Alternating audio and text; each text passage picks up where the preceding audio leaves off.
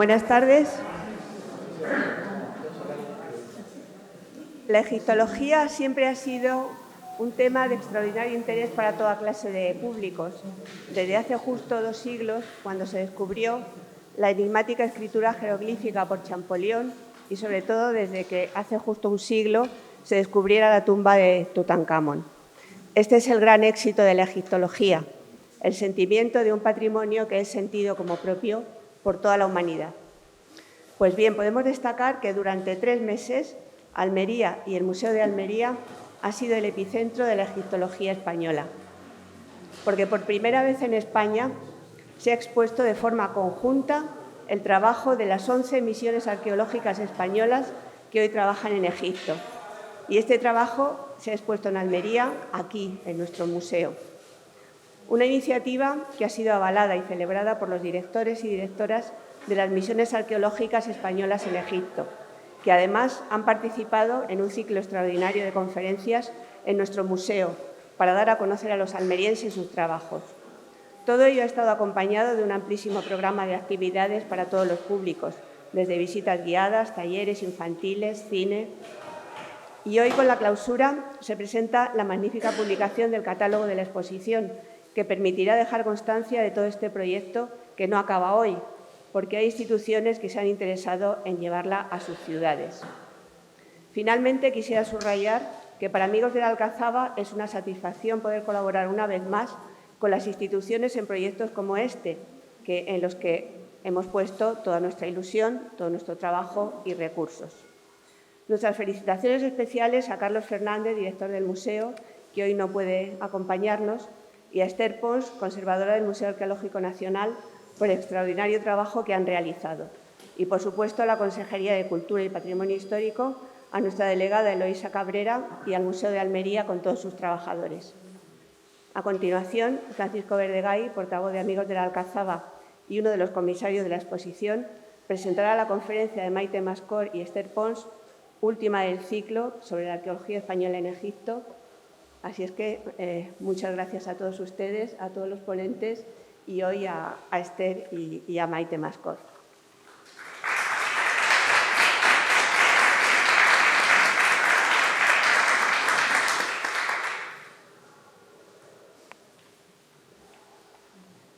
Buenas tardes, bienvenida Maite Mascor y Esther Pons.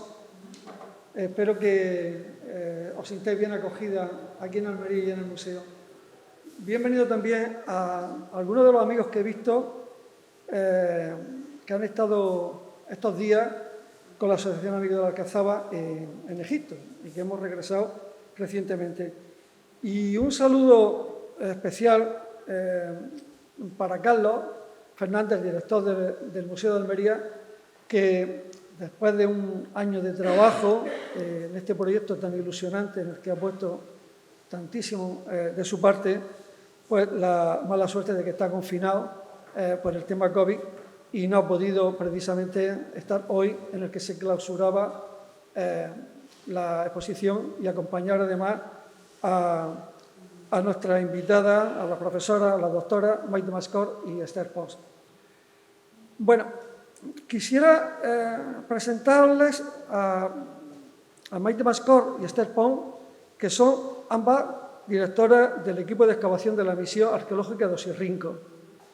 Ya os sonará a través de la exposición.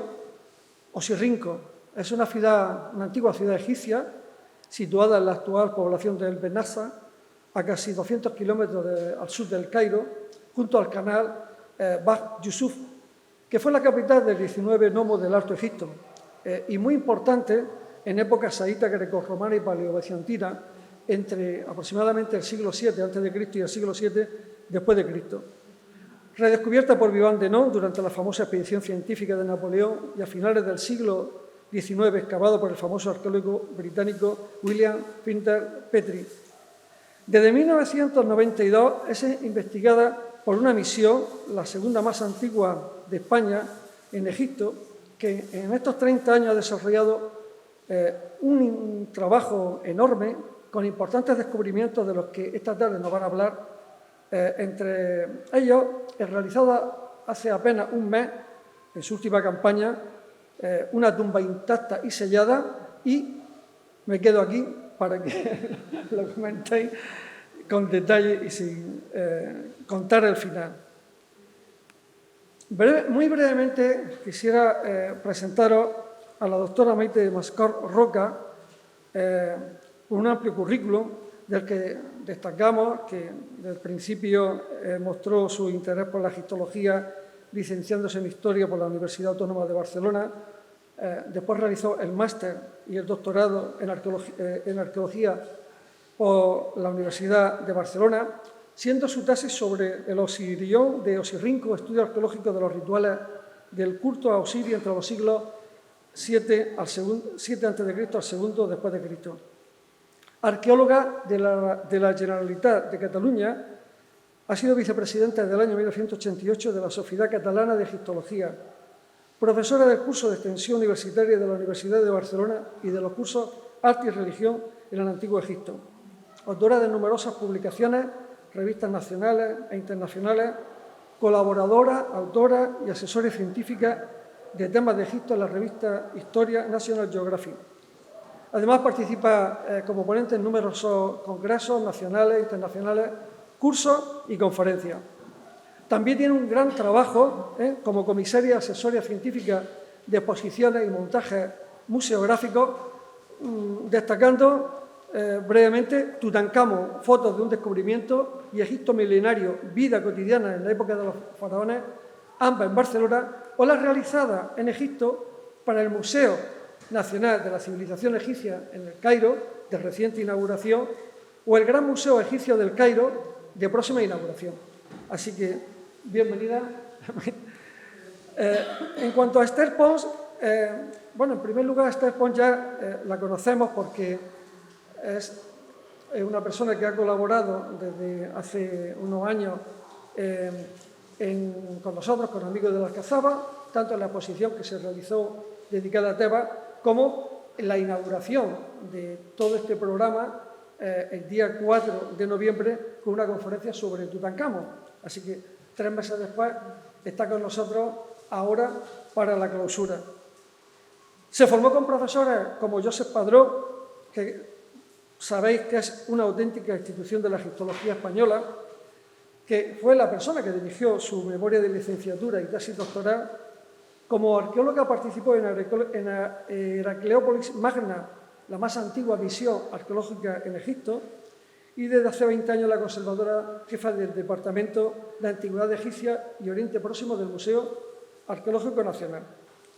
Autora también de numerosísimos artículos en revistas nacionales e internacionales y libros sobre temas relacionados, bueno, con muchísimos temas, pero algunos de su especialidad, como son las terracotas egipcias, la explotación de metales, la necrópolis de Osirrinco o Tutankamón. Participa también de manera muy habitual en congresos nacionales e internacionales, no solamente en España, sino fuera, cursos y conferencias. Ha sido comisaria y asesora científica de muchas exposiciones, de las que vamos a señalar solamente las más recientes. Una de hace solamente unos años, Tutankamón, la tumba y sus tesoros, en Madrid, la que hoy mismo se clausura en nuestro museo sobre investigación arqueológica española en Egipto, o la que va a inaugurar próximamente en junio en Madrid, Las hijas del Nilo, poder y mujer en el Antiguo Egipto. Así que bienvenida a las dos y muchísimas gracias por estar con nosotros.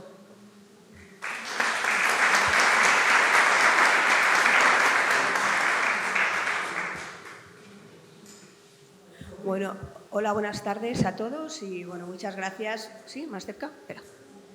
Muchas gracias, Maite y Francisco, por vuestras palabras y, bueno, y por este recibimiento que cada vez que yo, en mi caso, ya había venido a Almería alguna vez, Maite no, pero bueno, por este estupendo recibimiento que siempre tenéis para, menos para conmigo, ahora para con Maite y para todos aquellos que vienen a dar una conferencia o a visitar esta ciudad, ¿no? Y desde luego muchas gracias a todos ustedes por estar aquí, sobre todo en estos momentos tan difíciles que además estamos pasando y que esperemos que nos olvidemos algún día de ello. Bueno, hoy vamos a hablar sobre las excavaciones arqueológicas en Oxirrinco, los 30 años de trabajo, porque este año, en el año 2022, hará 30 años que se está trabajando en Oxirrinco y que desde luego a lo largo de todos estos años pues, ha dado unos hallazgos, unos descubrimientos bastante fructíferos como verán. Bueno, Oxirrinco, como ha dicho ya Francisco, está como a unos 190, casi 200 kilómetros al sur del Cairo y desde la antigüedad fue una ciudad muy importante, sobre todo por su situación geográfica. Se encuentra a las puertas de los desiertos occidentales, donde se adentraban las caravanas en busca de, bueno, para llevar a cabo transacciones comerciales, como en el desierto de Bajarilla. Y luego porque está junto al Bar Yusuf, que es un canal, un brazo del río Nilo, que a través de él se podía llegar hasta el Mediterráneo y también se podían hacer transacciones comerciales. Nosotros les vamos a hablar de estas dos áreas que están señaladas en rojo. Por un lado, no tengo... No sé cómo se hace. Bueno, por un lado la número 9, la necrópolis alta, y por otro lado la zona del Osireio. Con respecto a la necrópolis alta, abarca un amplísimo marco cronológico que va desde épocas saítas, a 600 y algo antes de Cristo, hasta la época cristiano-bizantina, el siglo VII, que es cuando hacia el siglo VII, el 639-641, llega los musulmanes en Egipto y poco a poco pues, bueno, el mundo cristiano va decayendo, ¿no? Y en este amplio marco cronológico hay que incluir, por supuesto, el mundo ptolemaico romano. Esta es la necrópolis alta, es una vista aérea de la necrópolis alta. Desde hace ya bastantes años nosotros estamos realizando fotografía aérea a través de, bueno, con una cometa que además se engancha ya con los años, hemos ido perfeccionando. Bueno, desde aquí muchas gracias a José Javier Martínez, conocido como Jota por todos nosotros, que es el que hace esta labor, y poco a poco ha ido pues, perfeccionando, se ha hecho un artilugio para que la cámara de fotografía encaje bien arriba con la cometa. Es una cometa enorme, puesto que en Egipto está prohibido, por lo menos para las misiones extranjeras, que llevemos drones, así que bueno, esta cometa nos hace desde luego mucha utilidad, ¿no? Bueno, pues esta es una fotografía aérea en la que podemos ver, por un lado, los diferentes sectores que hemos ido excavando, y la señalización de las tumbas son de las que hablaremos, la T1, la 14, la 16, la 13, la 37, y desde luego al final hablaremos de la zona del sector 36, que empezamos a excavar hace 2 años, en el año 2019, pero que, bueno, pues aparte de que nos dio, sí es verdad, importantes hallazgos, pues este año, como verán, pues nos ha dado una tumba sellada y totalmente cerrada con importantes objetos en su interior, ¿no? Con respecto a las tumbas saítas, de épocas anteriores, no ahora, bueno, desde los años, creo que, bueno, cuando llegamos, cuando no estaba yo, pero sí estaba Maite, la autora Maite, cuando en el año 92 se hizo cargo la Universidad de Barcelona bajo la dirección del doctor Padró, fue porque unos años antes, en los años 80, el Servicio de Antigüedades había tenido conocimiento de que se estaba saqueando el yacimiento de Oxirrinco, de manera especial la tumba número 1, que ahora verán, de época saíta. Así que bueno, el Servicio de Antigüedades tomó cartas en el asunto, comenzó a excavar, pero viendo y a trabajar en esa área, pero viendo la envergadura de este yacimiento, que es muy, muy grande, pues buscó pues, bueno, una misión extranjera para intentar hacer un convenio mixto. El doctor Padró en ese momento estaba buscando un yacimiento arqueológico por esta zona y bueno, se hizo primero un convenio entre ambas, una misión mixta egipcia-española, hasta que unos pocos años después ya solamente fue española, dependiendo de la Universidad de Barcelona, ¿no?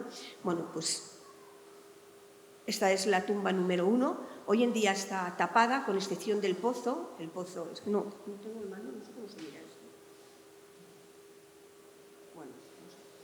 Con excepción del pozo, y lo que tenemos tapado son todos estos techos abovedados por seguridad, por un lado hacia nosotros, que no nos caigamos, y sobre todo por seguridad también hacia la tumba, ¿no? Es una tumba que estaba completa, había sido saqueada en la antigüedad y desde luego también en los años 80, que fue cuando se dio cuenta el servicio de antigüedades. Se entra por este pozo que ve encuadrado, que tiene alrededor de unos 4 metros de profundidad, bueno, hacemos a través de una escalera que quitamos y ponemos todos los años, cada vez que iniciamos la misión, las excavaciones. Y esto es un plano de una planta de esta tumba, el pozo, que tiene 7 habitaciones, la mayoría con sarcófagos de piedra, y lo que sí que ya no había era casi ningún objeto de ajuar funerario de los difuntos, pero los sarcófagos evidentemente no se los habían podido llevar, aunque la excavación, el inicio fue del Servicio de Antigüedades en los años 80, el estudio y la publicación sí ha sido realizada por el equipo de Xirrinco en el año 14. Bueno, esto es la cámara 2, que está señalada en amarillo y que, bueno, como ven, tiene diferentes sarcófagos de piedra, antropomorfos, y que da acceso a la cámara 3, que es la que ven a la izquierda, bueno, ustedes la tendrán a la derecha, que tiene una inscripción en la parte superior alusiva a quién está enterrado en el interior, y esta es la cámara 3, en el que está enterrado el sacerdote Jeret, que tiene un sarcófago, sin duda algunas, de la mejor época del arte saíta, con una espléndida decoración y una también espléndida inscripción sobre quién era este sacerdote, sobre sus cargos, etc.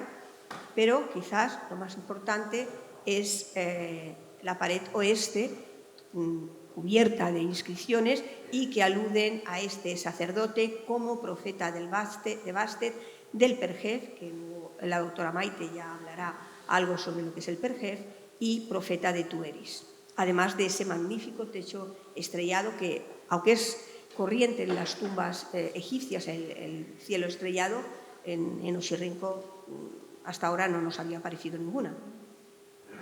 La tumba número 13, también de época saíta, es algo más sencilla, tiene estas 4 cámaras, habían sido saqueadas las 2 cámaras que ven perpendiculares y la que ven al fondo, había restos de individuos, algún individuo, pero ya de época posterior, pero lo que sí que se había encontrado en esta primera cámara que ven ustedes es este magnífico también sarcófago de época saíta, que nosotros denominamos sarcófago de la princesa, es anepigráfico, por lo tanto nos podemos saber a quién pertenecía, pero los rasgos faciales de este sarcófago nos indican que es de época saíta, y además ya digo que es de la mejor época de este momento del periodo saíta. Sin embargo, no había restos de ajuar funerario en ninguna de las 3 cámaras que antes he mostrado. La tumba 14 comenzó a excavarse en el año 2000, está al sur de la tumba número 1. Unos años antes se habían hecho unos estudios con georradar y parecía o indicaban que en esa área había bajo el terreno piedra, pero no sabíamos realmente de qué se trataba, ¿no? Hasta que se comenzó a trabajar en el año 2000, la excavación duró hasta el año 2007 y lo que encontramos fue una tumba inacabada, ya ven que la parte noreste está destruida, que es distinto, y que tiene alrededor de unos 240-250 metros cuadrados, tiene 11 cámaras funerarias, 11 cámaras. No sabemos si en la zona que ya no encontramos, que estaba destruida, había alguna cámara o simplemente era la zona de entrada, ¿no? Posiblemente solo era la entrada, ¿no?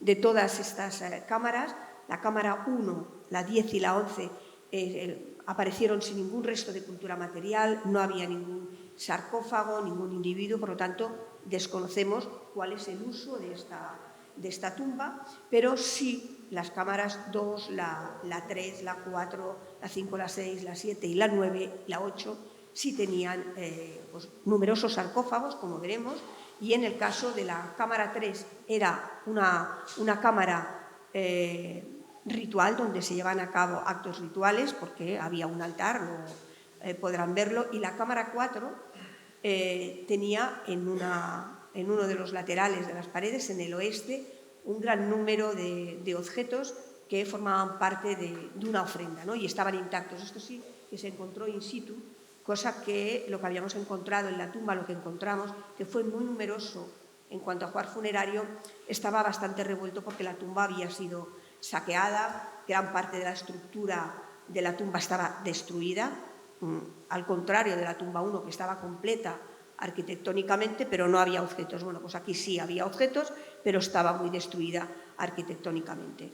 Está como a una profundidad de unos 6-7 metros desde la superficie, y cuando comenzamos a excavar, pues lo que había era pues, tierra de relleno, que en los primeros estratos había material de época cristiano-bizantina. A medida que extraíamos esos estratos empezaron a aparecer de época romana, todo era de relleno, y sí, a medida que ya nos íbamos acercando a la estructura de la tumba, comenzaron a aparecer grandes bloques de piedra caliza perteneciente a las paredes de la tumba, a las estructuras. Las tumbas saítas tienen unos bloques de piedra de 1 metro de longitud, a veces 1,20, y como unos 50 centímetros de grosor y de anchura. Son grandes bloques de piedra. En el caso de la romana, como verán, de las tumbas romanas, también son de piedra, pero los bloques de piedra son más pequeños, tienen unos 50 centímetros de longitud y unos 20 y algo de grosor, pero también están construidas en piedra. Encontramos también muchas, a medida que nos íbamos acercando, todavía no sabíamos qué nos íbamos a encontrar, pero tapas de sarcófago que después pudimos comprobar que algunas correspondían a los sarcófagos que sí estaban o in situ, o si no sobre el pavimento de la tumba. Estos son los primeros trabajos que realizamos cuando ya empezaron a aparecer los primeros sarcófagos o cajas de sarcófago. Ya ven la tapa que está inclinada, bueno, pues correspondía a uno de estas cajas de sarcófago, era parte de ese conjunto, pero nos pasó con algunas de estas tumbas. Por ejemplo, este sarcófago, que es epigráfico, que habla de una mujer llamada Nefer, estaba cerrado, y cuando lo abrimos nos encontramos que el individuo era masculino, que era un poco más grande que el sarcófago, y lo que habían hecho era encogerlo un poco como habían podido para meterlo dentro, y de hecho, en cuanto estaba en bastante mal estado, tenía un escarabeo de corazón con toda la inscripción de carácter funerario, ¿no? En cambio, este otro sarcófago, que es anepigráfico, sí tenía en su interior el individuo, no tenía ningún amuleto, no tenía absolutamente nada, estaba muy quemado por proceso de momificación, pero estaba in situ y además cerrado. El resto de los ataúdes, no encontramos nada, simplemente tierra, y no se encontró absolutamente nada en esta habitación. Esta es luego ahora verán diferentes detalles de la tumba, pero esto es la tumba general, cómo está ahora una vez, cómo estaba. Hemos ido tapando la tumba por cuestiones sobre todo de seguridad y de conservación, pero cómo está. La cámara 1, que ya habéis visto que no hay nada. La 2, sí, ahora verán el sarcófago que había en su interior, que estaba medio abierto, la tapa estaba algo desplazada, pero en su interior estaba el individuo. Se trata de una mujer, que había numerosos amuletos y también algunos bichetis. La número 3, que es esta, con este pequeño altar de piedra, donde se debieron de hacer diferentes ritos relacionados con el mundo funerario, con las personas ahí enterradas. Esta puerta estaba ya sellada, pero en su momento no debió de estarlo, y en este muro, que estaba la piedra bastante pulida, fue donde encontramos a lo largo de este muro, que son más de 4 metros, numerosos objetos que formaban parte de esos rituales o de esas ofrendas hacia los difuntos. Esta es la cámara 8, muy importante la cámara 7, que se entraba por aquí, porque la cámara 7 daba acceso a las puertas de la 5 y de la 6. O sea que todo este conjunto, la 5, la 6 y la 7, formaban parte de un núcleo posiblemente familiar, posiblemente no, seguro familiar, y que, para llegar a las dos cámaras 5 y 6 tenías que entrar por la 7. Y luego ya en el lado norte encontramos la 9, la 10 y la 11. La 9 sí tenía un sarcófago y, como he dicho, la 10 y la 11 no estaban vacías. Esto es la cámara funeraria número 2. Ya ven el sarcófago desplazado, estaba cubierto de tierra, pero de arena del desierto y tierra, pero cuando empezamos a limpiarnos encontramos que había un individuo muy mal estado de conservación, prácticamente destrozado, porque los saqueadores habían intentado, evidentemente ver qué es lo que había entre las vendas, buscaban oro con casi total seguridad, pero habían dejado un gran número de amuletos. Esto es una muestra de amuletos de lapislázuli, de piedra, de cornalina, de fayenza, ullats, orus, reposacabezas, y estos dos dedos que forman parte también de los amuletos protectores en el mundo funerario egipcio. Esta es la cámara 4, la cámara de ofrendas que antes he señalado, y que en este lado, aquí, es donde se encontraban, desde norte al sur se encontraban una gran cantidad de objetos.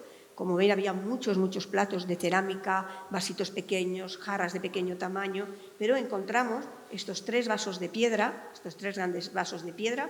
Estos 2 son muy similares, este es distinto, tiene una pequeña asa, cubiertos de tierra, pero que en su momento no formaban parte como una ofrenda, sino que eran vasos canopos donde en su interior deberían de haber estado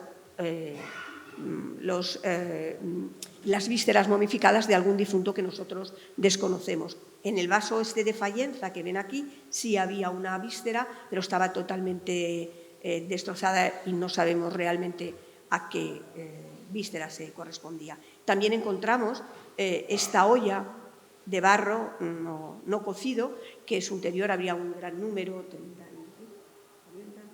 figuritas más 50 y algo, es que el estudio lo hizo ya 50 y algo,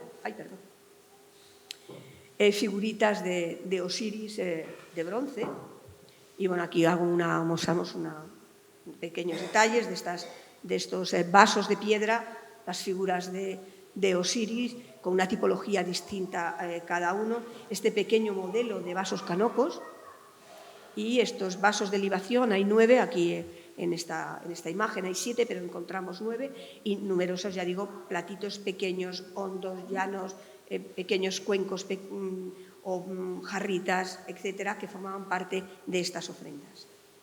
Pero la cámara número 6, que es esta de aquí, es la única que se encontraba completa desde el punto de vista arquitectónico. Tenía la bóveda, el techo abovedado, estaba completo, cosa que en el resto de las cámaras no. Había sido saqueada, en su interior habían entrado los ladrones, pero habrían dejado gran cantidad de objetos pertenecientes al equipamiento funerario del difunto que estaba en su interior. El difunto, como ven, era una mujer.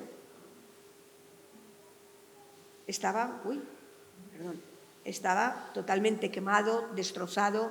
Había restos del ataúd en donde fue introducido la difunta, también restos de lo que sería el trineo para arrastrar el propio ataúd, pero lo que sí que encontramos fue 2 sets de vasos canopos de una excelente calidad, con una inscripción, como ven, luego los verán enteros, pero con una inscripción.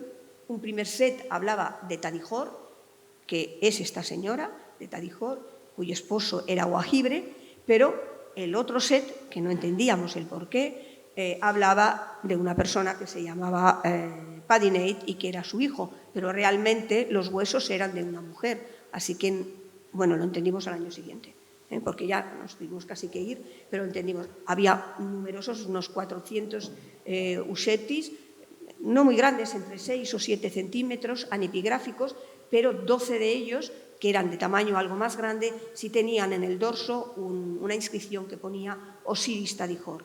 Y luego también encontramos una jarra, de forma ovoide alargada, que es muy propia de la época saíta. Bueno, por supuesto, muchísimo pan de oro, porque debió de cubrir el cuerpo de la difunta, y bueno, un cartonaje muy destrozado. Bueno, estos son los vasos canopos de Tadijor, que son de una excelente calidad, donde sí se pueden, con los 4 tapas cada uno referente a los hijos de Horus, los numerosos usheptis. Y durante el estudio antropológico de Tadijor se pudo encontrar este escarabeo de corazón que es anepigráfico, pero que era de muy buena calidad, y además cerca, junto a él, había este amuleto de corazón de oro. Cuando encontramos la cámara 6, quisimos enseguida, cuando terminamos el estudio serio, claro, pero quiero decir, en la misma misión, en esa época, intentamos excavar por esta zona porque habíamos encontrado el testero de la habitación 7, un testero muy grande de más de 3 metros de alto, que es uno de los más grandes de poca saíta que hay en Egipto actualmente, y habíamos encontrado solamente la parte, bueno, la parte de arriba, nada, muy poquito. Pero realmente nos dio miedo empezar a bajar, quitar tierra y estratos, porque no sabíamos si esa pared era consistente y se nos podía caer encima y, bueno, acabaríamos como estos. Así que decidimos dejarlo para el año siguiente, que iba a venir el arquitecto y el ingeniero, porque para entonces ya se habían vuelto a casa. Dijimos, bueno, vamos a dejar esto, que lo estudien ellos mejor y el año que viene continuamos. Así que lo que hicimos fue desplazarnos hacia esta zona, hacia el inicio, la entrada de la cámara funeraria número 7. Y aquí sí encontramos estos dos magníficos sarcófagos, son anepigráficos, uno más pequeño, el masculino, que ven que tiene barba, y el femenino, que tenía también la tapa desplazada, o que ahora está tapado, y en su interior estaba el cuerpo de la difunta muy destrozado. Pero encontramos numerosos amuletos, algunos formando parte de este destrozo del cuerpo que habían hecho los ladrones, otros por toda esta zona alrededor del sarcófago. En este área, en esta esquina, había numerosos uxeptis, más o menos de unos 10-12 centímetros, había alrededor de 280 uxeptis. Algunos de ellos nos dimos cuenta que tenían como si fueran una inscripción, pero luego cuando empezamos a mirar, eran simplemente rayas, como si hubieran intentado hacer una inscripción, pero no, ni ponía nada ni había nada, solo como rayas. Bueno. Y lo que encontramos, algo que no hemos vuelto a ver y que es difícil de encontrar, es un huevo de avestruz aquí.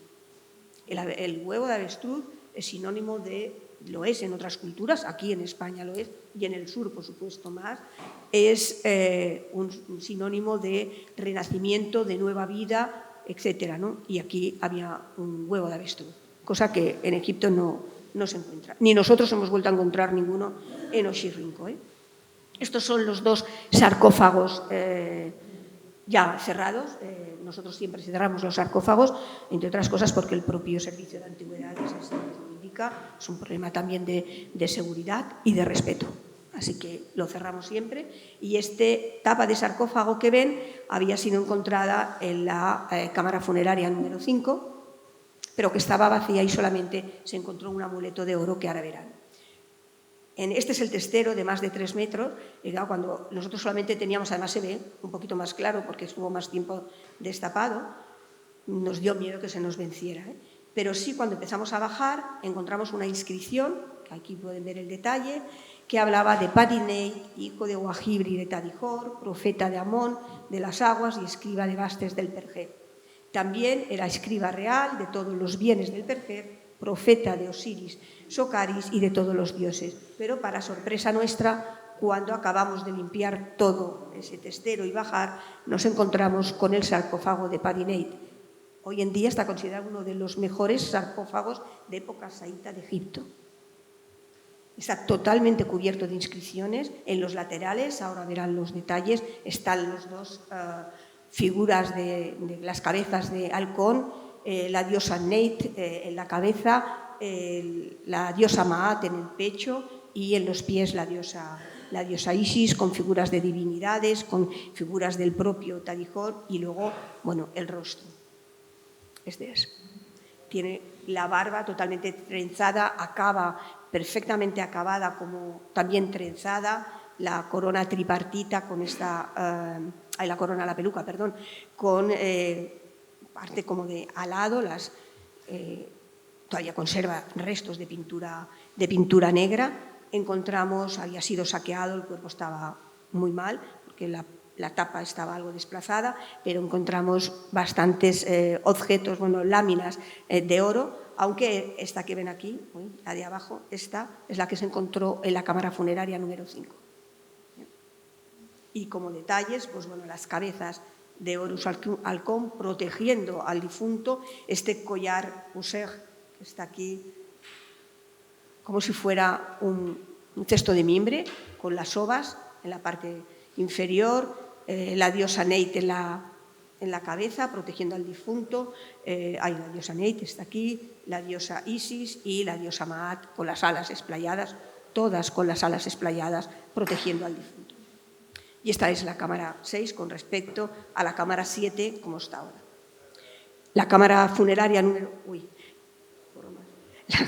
La tumba 16 de época saíta la encontramos saqueada con la tapa como la ven ahora, totalmente, no había ningún individuo, pero lo más relevante es que había sido reutilizada como favisa, como escondite o como con estas, había 29 figuras de bronce, ponemos unos ejemplos de Osiris, esta cabeza de Ibis, la corona tórica. Y este objeto, que son figuras de Osiris unidas, en este caso hay 10, tenemos otra de 8, no es un hecho muy corriente, pero sí los hay, a veces son de 3, de 4, de 5, en algún caso hay hasta de 27, y bueno, los diferentes investigadores creen que como se puso, entre comillas, de moda que este tipo de piezas formaran parte de la par funeraria del difunto como protección en el más allá, pues para abaratar el producto lo que hicieron es que lo hacían todo seguido. No tienen buena calidad, pero salía más barato que comprar una. E incluso, en muchos casos, creen que lo que hacían era unas enteras y luego las dividían. La tumba número 37, que se encontró hace algunos años, pero lo más llamativo, estaba vacía, pero lo más llamativo es que se encontró, que fue en el año 14, esta tapa de sarcófago de vaso canopo de Amset, pero es que en el año 2000 habíamos encontrado la de Nuamutef también por esta zona y lo encontramos 14 años después. Nos faltan las otras dos, los vasos, el propietario y todo, pero bueno, lo encontraremos.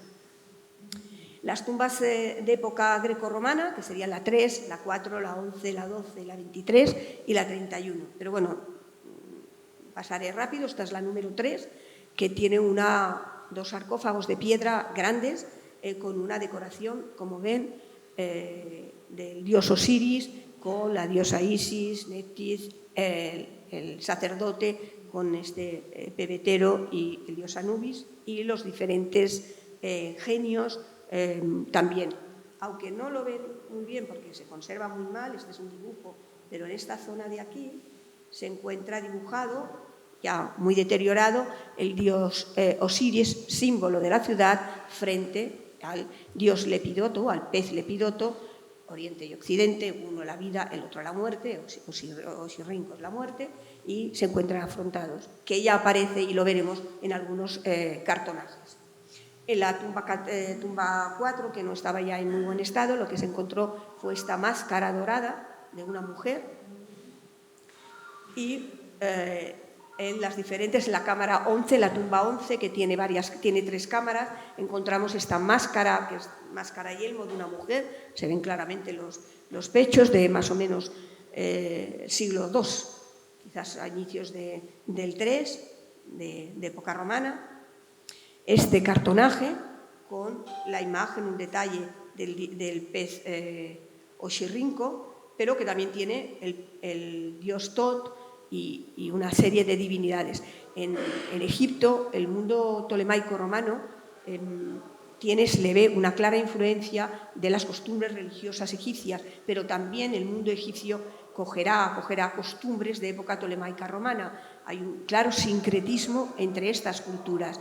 Los romanos y los tolemaicos se van a momificar, cosa que los romanos no se momifican fuera de Egipto, nosotros los encontramos momificados. Se cubren de un cartonaje y este cartonaje suele tener con frecuencia una decoración, como la que ven aquí en relieve, con una temática claramente faraónica, divinidades egipcias, animales egipcios, etc. Hemos encontrado escritura y también encontramos el rostro, empieza a ser algo realista, muy poco, pero lo verán más adelante, tiene muchas veces las sandalias decoradas en el cartonaje, típicas de época romana. El cabello también es de época romana, pero de repente lleva una diadema con un disco solar y el doble ureus. O sea, ese sincretismo nosotros lo vemos en Osirrinco, es muy palpable. No en todos los lugares de Egipto, pero aquí sí.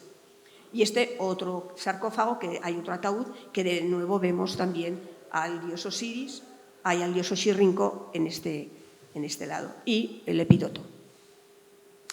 Hace unos años comenzamos a encontrar, tenemos 14, digo que lo tenemos que decir con orgullo porque somos el yacimiento que más tenemos, es muy raro este tipo de piezas, unas láminas con forma de lengua, se ve hasta el nervio central de la lengua, dispuestas sobre la lengua real del difunto. Es un modo de protección, además el oro es un material inalterable y es la manera de que el cuerpo también se conserve.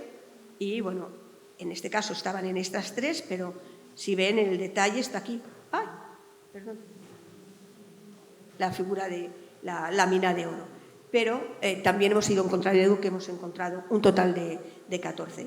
En la mayoría de las tumbas de época romana se encuentran individuos momificados, la gran mayoría en muy mal estado, pero he puesto esta imagen porque había muchos niños o adolescentes, gente debió de haber un problema de alguna enfermedad contagiosa, etcétera, en la que muchos niños o incluso bebés murieron en ese periodo.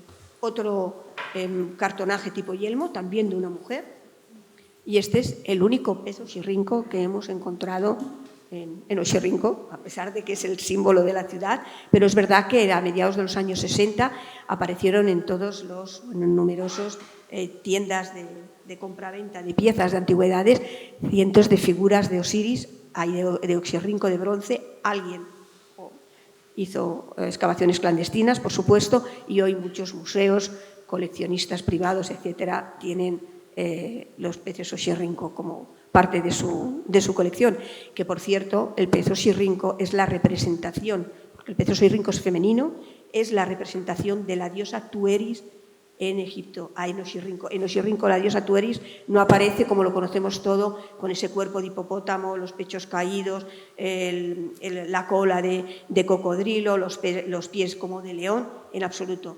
En Oxirrinco aparece así. Y lo sabemos porque algunas de las figuras de los peces Oxirrinco son más grandes y llevan la figura también de un orante que con las manos levantadas le pide a la diosa Toeris que le devuelva la vida y le dice: oh Toeris, con el nombre, por favor, devuélveme la vida. Así que sabemos, aparte de otros escritos, que es la manera en que Toeris se representaba. Esta es parte de otro cartonaje de época romana, pero que tiene por un lado esta diadema de flor de loto con el disco solar que antes he dicho y con el ureus, pero sin embargo el cabello de ricitos, etcétera, es propio de época romana. El rostro es algo más realista, entre comillas, no tan egipcio, pero la decoración del cartonaje es egipcia. Aquí vemos un ureus al lado, pero ya ven cómo son las sandalias, casi como las que llevamos a la playa, simplemente unas tiras y un botón para el dedo, no sé cómo se llama, dedo índice. En el año 2012 encontramos, para sorpresa nuestra, una ofrenda de peces que nosotros no sabíamos qué tipo de peces eran. Nos pusimos en contacto con diferentes universidades cuando volvimos a España y entonces todos nos dijeron que el máximo especialista en el mundo era el señor Wim Magnier, así que nosotros le llamamos. Él nos estaba buscando porque en internet había visto que nos habían aparecido peces Oxirrinco. Él pensó que teníamos como 60, 70, nosotros pensamos que teníamos como 2.500, eran 50.000, y entonces cuando le dijimos 2.500, bueno, daba botes, el hombre vino encantado, como persona era un encanto y luego, no digo como profesional, ¿no? Y estuvo estudiando los peces, estuvimos excavando el año 2012, el año 2013, 14 muy poquitos, cavamos pero en otra zona y terminamos en el año 2015. Al final, el estudio de todos esos peces, del 98% de los peces que se habían encontrado eran peces Oxirrinco, desde 10 o 15 centímetros hasta metro o metro 20, algunos, bueno, muchos, con 50.000 eran muchos, estaban pseudomomificados, estaban envueltos con tela, ahora lo verán, y estaban pseudomomificados. Si eran muy pequeños había bastantes en un mismo paquete y si era muy grande pues solo había uno. Esta es la primera parte, la que ven a la fue el que se encontró en el año 2012, en el año 2013, con una profundidad como de casi 1 metro. Cuando lo encontramos al principio, pues bueno, como nosotros excavamos por zonas, cada arqueólogo estaba en una zona o cada especialista. Al final tuvimos que pedir ayuda a todo el mundo porque era imposible. Al lado había un pozo que formaba parte de esta ofrenda para poder realizar esta ofrenda y que como a los 4 metros, una cosa así, ya salía agua. No la he puesto, pero tenemos una foto que hay un obrero que le llega hasta la cintura el agua. Agua limpia, por cierto. Y estos son detalles, pues la cola del pez oxirrinco, en este caso, que encima no podíamos, bueno, como estaba, con cuidado, y nos enseñó cómo excavar para que las vértebras, las espinas no se nos perdieran. Pero luego llegó el momento de contarlas, claro. Esa era otra. Desde así pequeñitas hasta grandes, pues bueno, al final acabamos contándolas todas y salió como un promedio. Este pez como 52 vértebras, pues calculando más o menos lo que había, salieron 52.000.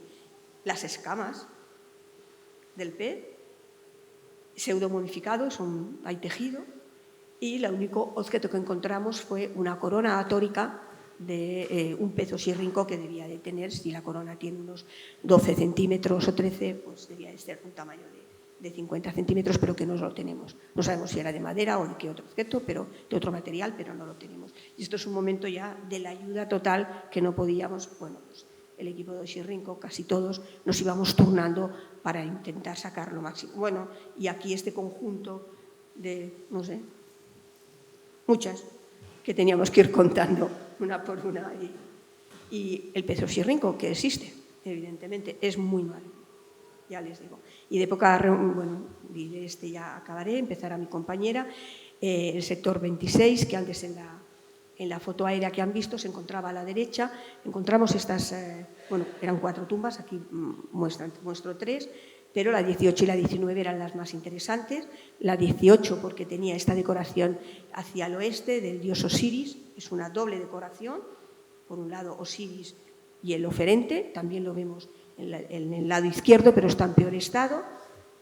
Encontramos en el suelo este dibujo que debía de estar en la pared oeste, pero en la parte superior, del pez oxirrinco, que es hoy por hoy el logo de oxirrinco, y el techo tenía la imagen de la diosa Nut desnuda, estaba puesta con los brazos extendidos, con un abultado vientre, como si estuviera embarazada, y le faltaba la mitad de las manos, que encontramos en el suelo. Bueno, es una decoración parietal, pero la encontramos, y lo que hacía con las manos era sujetar el sol. Cuando llega la noche, se comía el sol, por eso esa barriga abultada, y al final, cuando amanece, aparece en forma de Gepri alado. La noche y el día, la vida y la muerte. Y en la tumba 19 lo que encontramos fue alrededor de 80 o 90 momias de época tolemaica, desde niños hasta adultos. Por supuesto, en el fondo se ve que puede haber restos de sarcófagos, posiblemente hay material, pero el Servicio de Antigüedades nos dijo que lo cerraran, ya lo ven que está cerrado, porque no tenían espacio para poner en ningún museo, para poner tantísima momia, así que de momento permanece cerrado a la espera de que tengamos más suerte, hagamos un museo de momias o algo así, solo, y podamos hacer un estudio que seguro que será muy interesante, pero de momento lo tenemos cerrado. Y para cerrar, decirles que este año, aunque luego verán esta imagen también, este año se había encontrado en el año 2014 una momia en esta zona. Este año se estudió, se hizo el estudio antropológico y encontramos una de las 3 momias en la boca que está señalado. Pero lo más curioso, algo que no nos había parecido hasta ahora, es que debajo justo se conservaba perfectamente la lengua original. Lo que ven oscuro es la lengua original es una mujer, la oreja original de la mujer. Luego la verán la lengua de oro extendida, pero ahora nosotros la encontramos doblada y luego el restaurador la extendió y la consolidó. Bueno, yo ya me callo. Muchas gracias.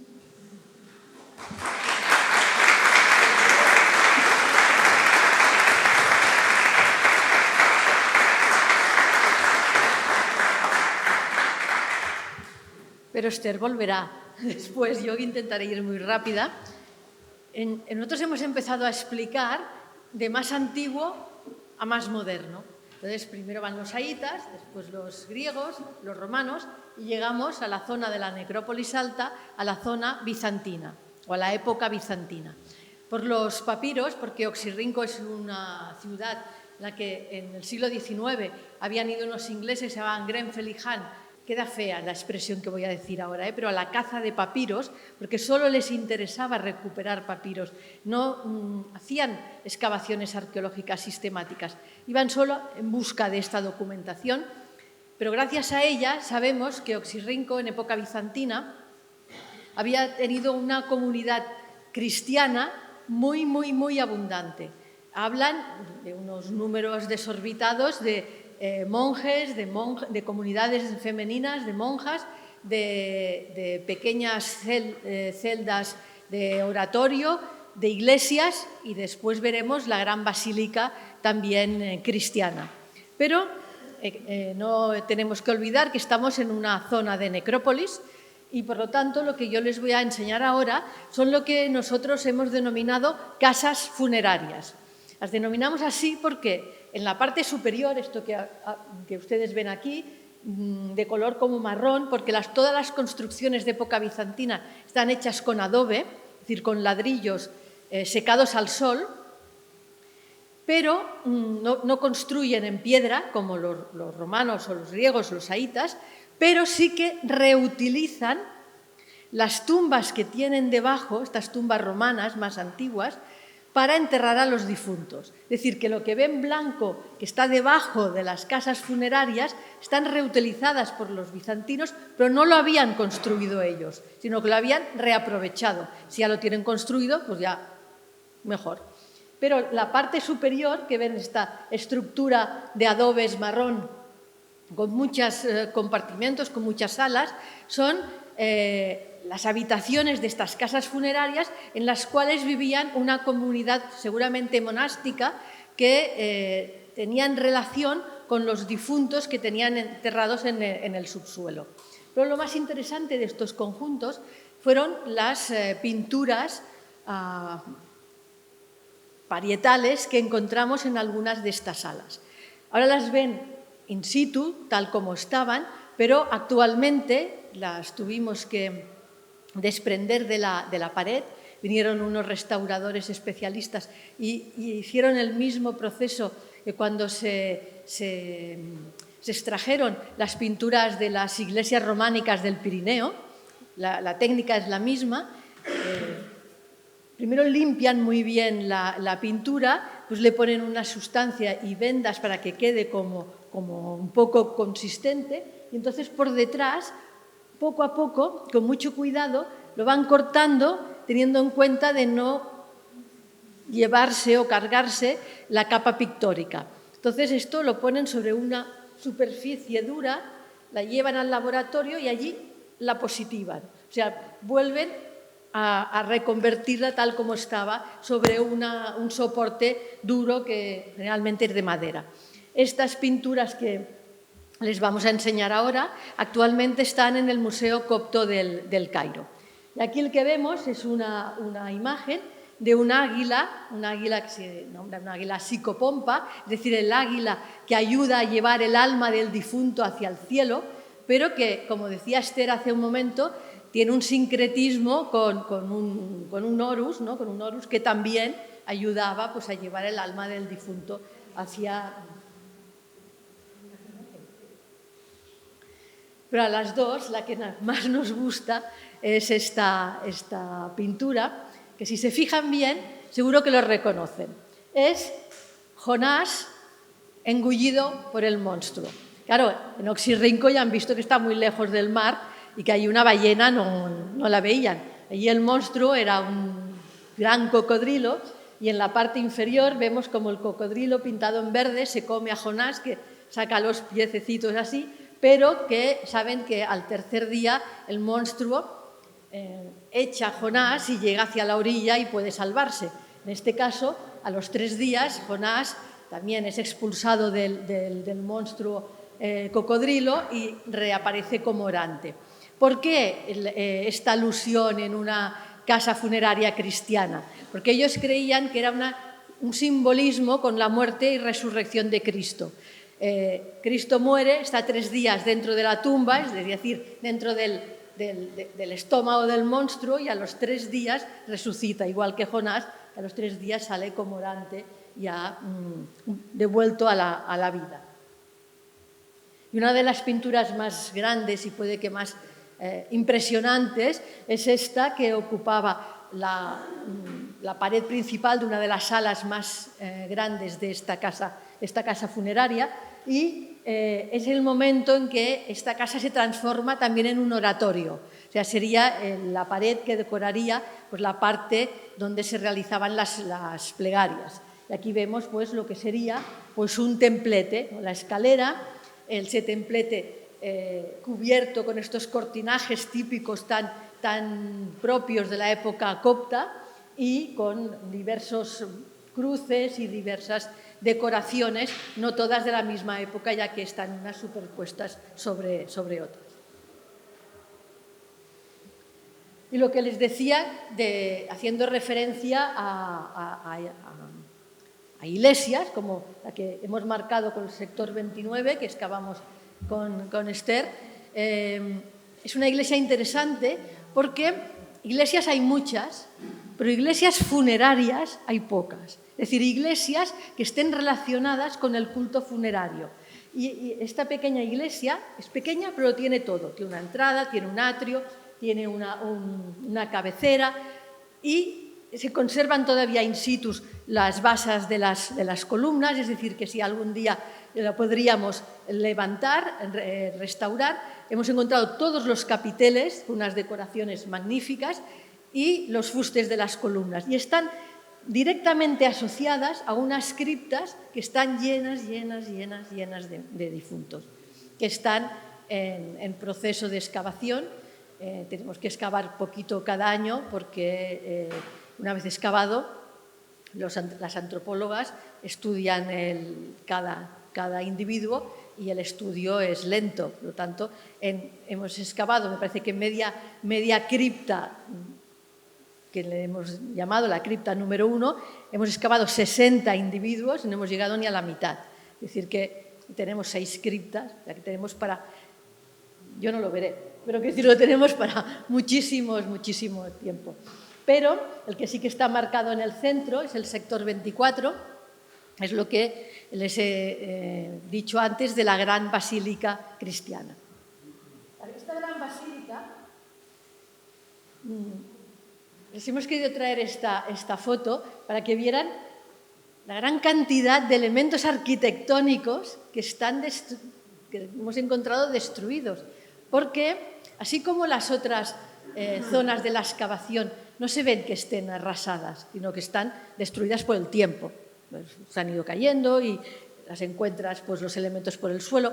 Pero yo creo que la basílica fue destruida a propósito, ¿no? Porque está en muy mal estado. Es posible, José Javier Martín está haciendo la tesis sobre este monumento y estamos esperando que la lea muy pronto, pero lo que puede que más interesante, los textos, estos papiros que les hablaba antes, nos hablan de que en época helenística, en esta zona de la necrópolis alta, había un gran templo dedicado al dios Serapis. ¿Saben? El dios Serapis, el dios que es un dios como construido por los griegos, que es la fusión de Osiris, Apis, para que fuera adorado tanto por egipcios como por griegos. De hecho, fue más adorado por griegos que por egipcios. Los egipcios ya tenían a Osiris, que hacía el mismo papel, pero, en cambio, sí que es importante Serapis, porque cuando la religión egipcia salió de Egipto y avanzó por el Mediterráneo, quien avanza es Isis y Serapis, no Osiris. Osiris no tiene un excesivo, ¿cómo le diría? No tiene mucho éxito fuera de Egipto, en cambio Serapis sí, ¿no? En Ampurias tenemos un Serapeum y en otros lugares de España tenemos templos dedicados a Isis y a Serapis. Pero volviendo a nuestro caso, esta cripta tan grande que ven aquí, posiblemente esta cripta sí que fuera una cripta original del templo de Serapis, aunque el resto se destruyó y se construyó la gran basílica cristiana. Es muy interesante la cripta. Estaba llena, pero llena de elementos arquitectónicos, trozos de capitel, de fuste, de cornisas. Estaba lleno, como si lo hubieran roto y tirado dentro. La sacamos todos, excepto la gran columna que viene de un edificio faraónico, monolítica de granito, que nos fue imposible poderla extraer por lo que pesaban. Pero lo que es muy interesante son las pinturas cristianas de esta cripta, que los que las están estudiando nos han dicho que en algunas paredes llegan a tener hasta 7 capas distintas que son propias de 7 momentos de ocupación de esta cripta en época cristiana. Bueno, esta es puede que la más conocida, es este orante, de los primeros momentos del cristianismo, con este peinado así con ricitos. Y si se fijan, llevan la típica túnica bizantina, ¿no? con las decoraciones de época cristiana. Y muy rápido, porque vamos un poco... Pero no, yo no podía venir aquí y no hablarles de los Sireyón. Francisco ya ha dicho que yo hice la tesis sobre los Sireyón. La verdad es que para mí fue un honor y un honor inmenso poder excavar este monumento. Primero de todo, ¿qué es un Osireyón? Un Osireyón es un templo dedicado al dios Osiris. Pero un Osireyón en Egipto, o por lo menos los que conocemos, están dedicados a unos misterios concretos osiriacos. ¿Por qué es tan importante que haya un Osireyón en Oxirrinco? Los textos nos dicen que tenía que haber un Osireyón en todas las grandes capitales egipcias, de todos los nomos. Actualmente, de Osireyos hay 3. Yo no es que nosotros nos queramos comparar, pero está el Osireyón de Abidos, el Osireyón de Karnak y el Osireyón de Oxirrinco. El de Abidos lo dejamos aparte porque es de otra época, Imperio Nuevo, relacionado con el faraón Seti I, no vamos a hablar de él, pero el de Karnak y el de Oxirrinco son muy parecidos. Son Osireyón, por lo menos el de Karnak es de época tolemaica y romana, el de Oxirrinco podemos decir ahora que es de época saíta, tolemaica y romana. ¿Por qué les digo que es saíta? ¿Se acuerdan cuando Esther les estaba explicando las tumbas saítas que les hablaba del Perjef? Que les ha dicho, Maite les explicará lo que es el Perjef. Perjef es el Osireyón. Lo sabemos por las inscripciones que hay en su interior. Como pueden ver, está lejos de la ciudad, está casi a 1,8 km de la necrópolis alta y está fuera murallas porque los textos dicen que los Osireyón, por lo menos, tenían que estar en un lugar donde nada se oyera y nada se viera. De hecho, el Osireyón de Karnak está detrás del muro este del gran templo de Amon-Re.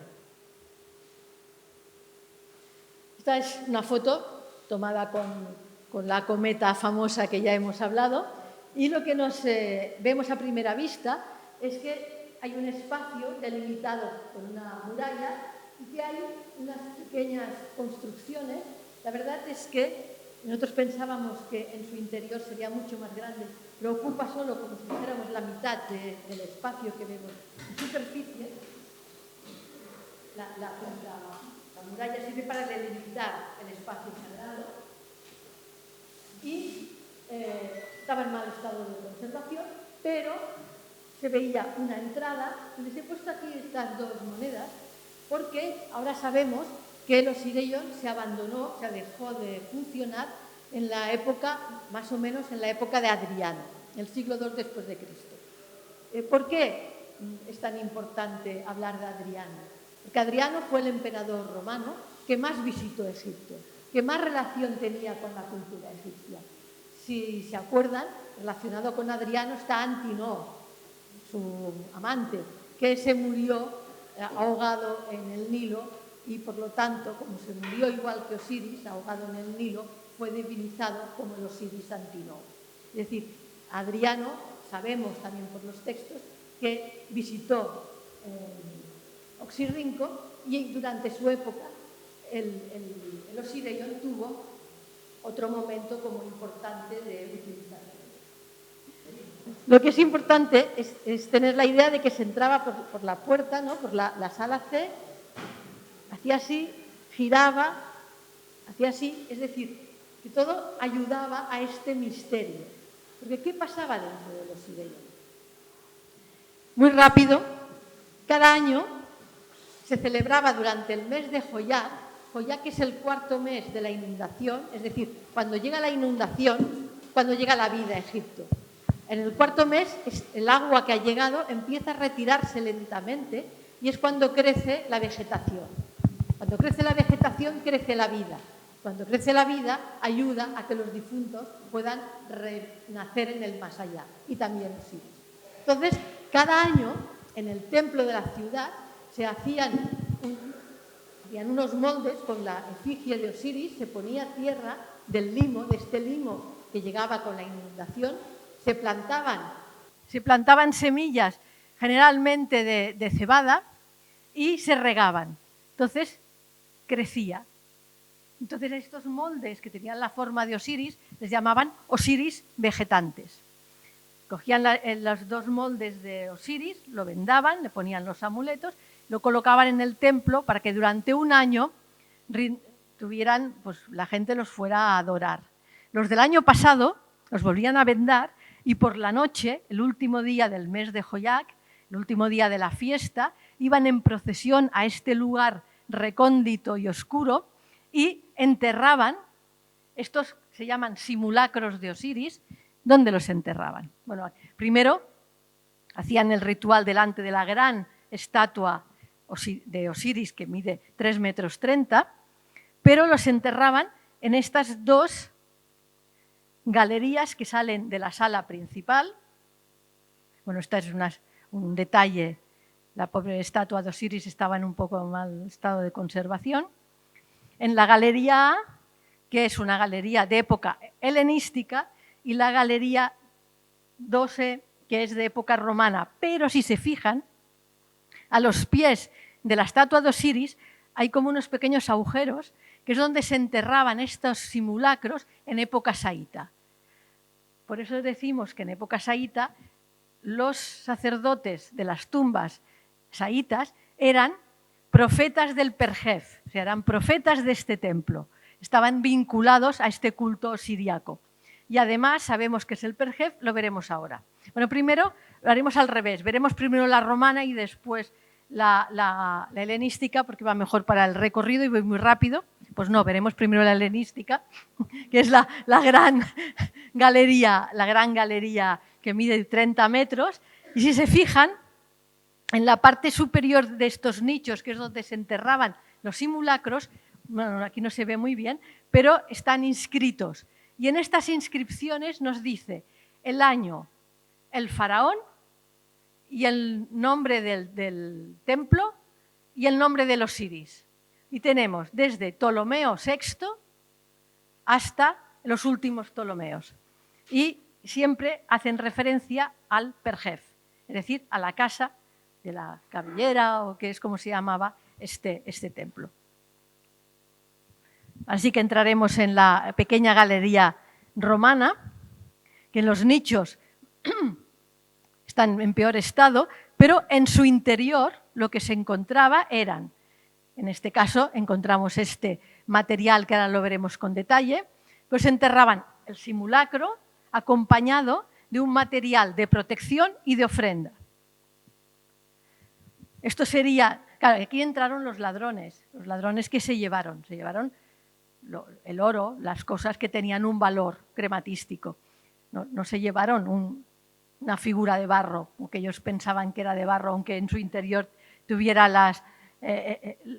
los fragmentos de cebada. Esto no les importaba. Tanto nos han dejado, aunque en mal estado, las figuras de los Osiris, las máscaras y algunas de ellas pues, estaban recubiertas de pan de oro. Sobre el pecho tenían estos escarabajos Gepri, el Renacimiento, alados. Los 4 hijos de Horus, saben que los 4 hijos de Horus son los que protegen las vísceras. Pues aquí, en este caso no hemos encontrado los vasos cánopes que se han encontrado en las tumbas, pero sí estas figuritas que hacen referencia a la protección de las vísceras. Unas cajitas que las primeras que encontramos, que fueron estas, estaban cerradas, no sabíamos para qué servían, que tenían inscripciones que nos detallaban un punto cardinal, pero después encontramos muchas más que en su interior había una bola. Entonces sí, porque ya se conocía de antiguo el ritual de las 4 bolas. Bolas hay muchas y si van ustedes al Louvre o a muchos museos pueden encontrarlas, pero cajitas no.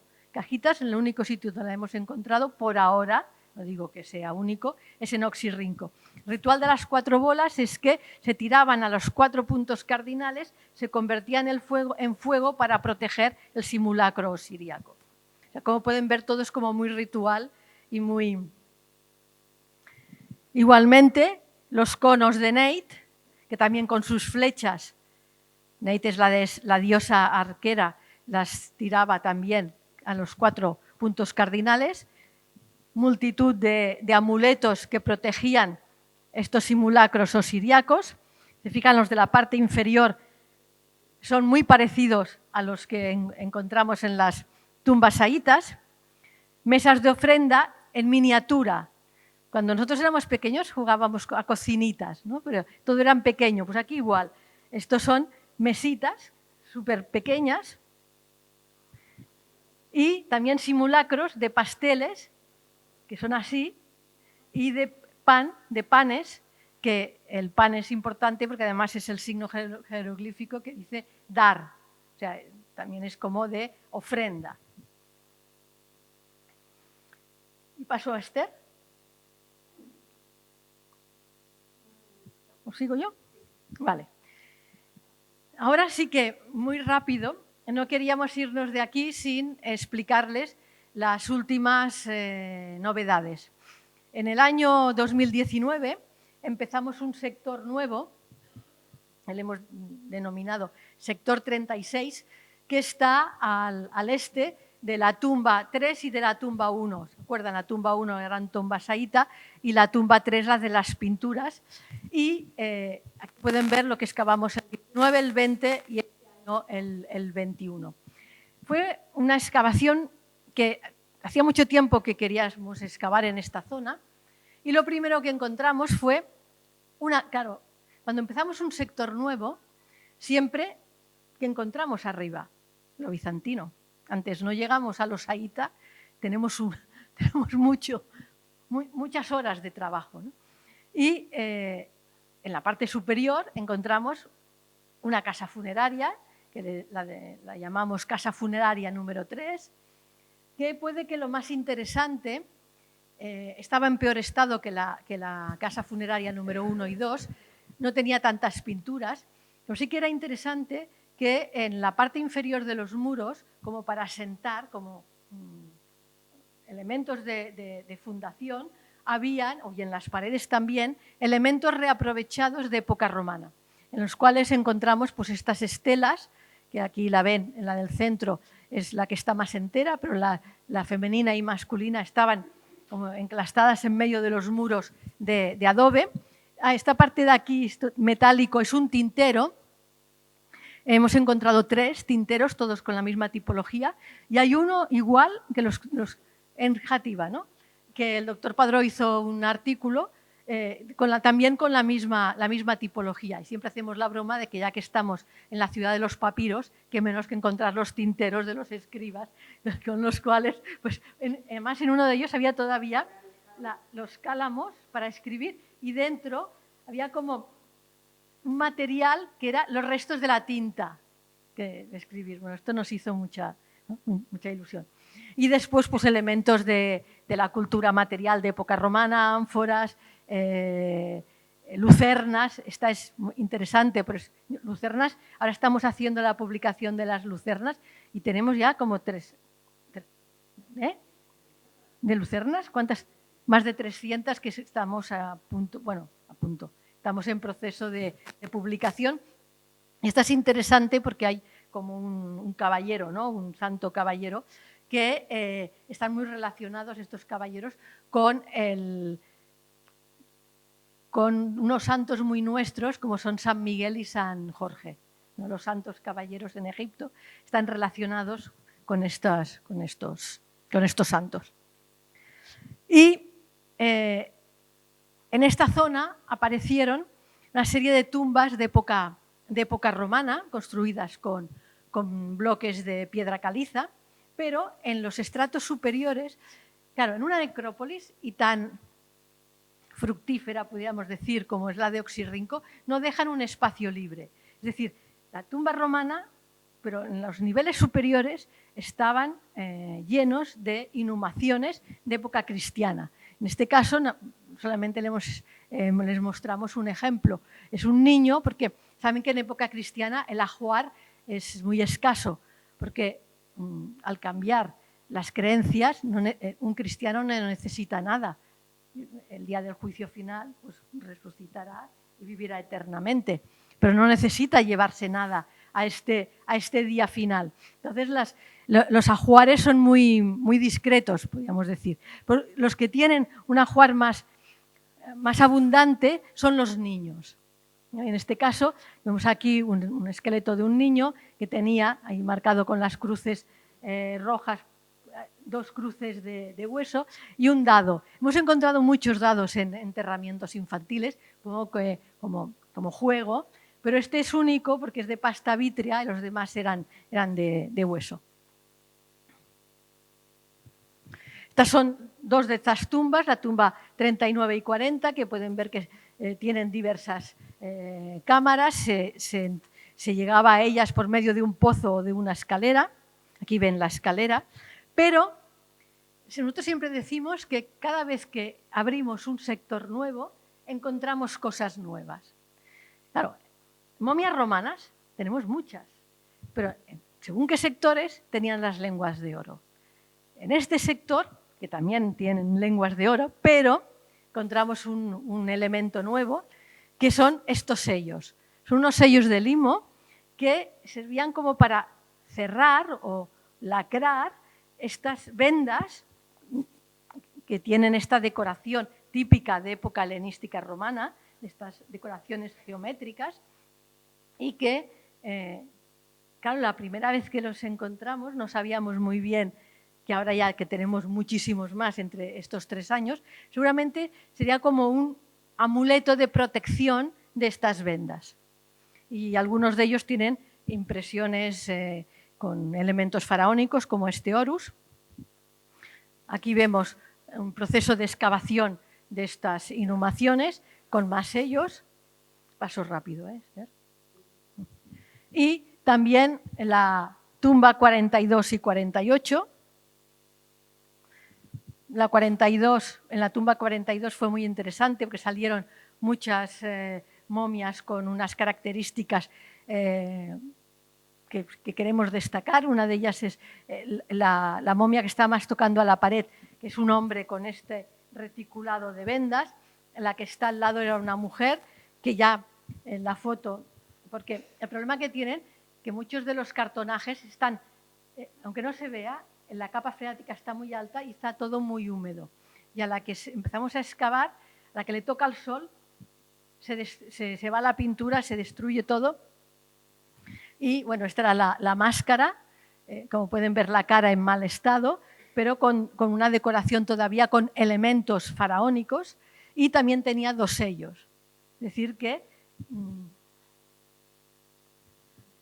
esta carcasa de yeso que recubría otra de las momias, es la máscara, aquí vemos un detalle, pero lo más interesante es que tenía inscripciones en griego, que de estas tenemos. Todos los papiros, la mayoría de los papiros están escritos en griego, pero los cartonajes no tenemos con inscripciones. Y tienen también la decoración, por ejemplo, en este caso del dios Horus, más que nada para que la vean.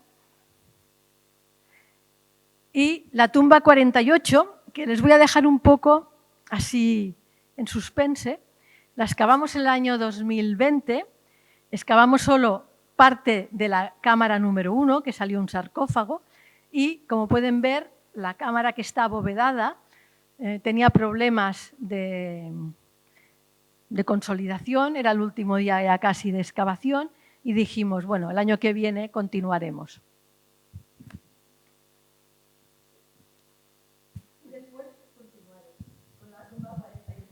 Bueno, sí, yo voy a intentar ir lo más rápido porque creo que, bueno, no sé, no nos queda.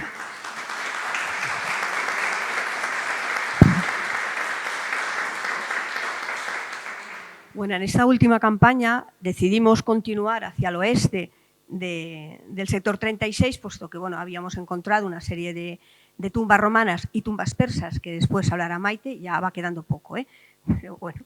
Y lo que encontramos fueron otras dos tumbas de época romana, la 52 y la 49, muy destruidas, pero en el caso de la 52, como verán, pues bueno, ha dado una serie de individuos, cosa que la 49 nos ha dejado un poco perplejos, porque no había nada. Bueno, nosotros empezamos a trabajar por aquí hacia el oeste y vimos un pavimento de piedra machacada que además estaba recortado expresamente. Todo es, bueno, perdona, toda esta zona,